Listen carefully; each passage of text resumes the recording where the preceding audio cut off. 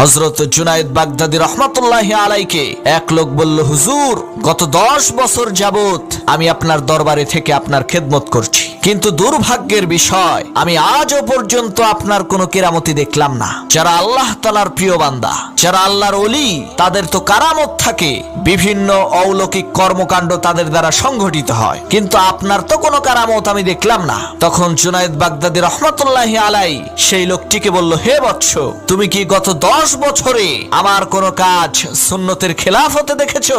সেই লোক বলল, না, তা তো দেখি নাই। তখন জুনায়েদ বাগদাদী রহমাতুল্লাহি আলাই বললেন, এর চাইতে বড় কারামত আর কি দেখতে চাও, যে একজন লোক 10 বছরের মধ্যে একটা কাজও নবীজির সুন্নতের পরিপন্থী করেনি। সুবহানাল্লাহ, কত বড় আল্লাহর ওলি, 10 বছরে একটা সুন্নত তার বাদ যায়নি। আহারে, আর আমরা প্রতিনিয়ত প্রত্যেক দিন নবীজির শত শত সুন্নতকে জবাই করছি।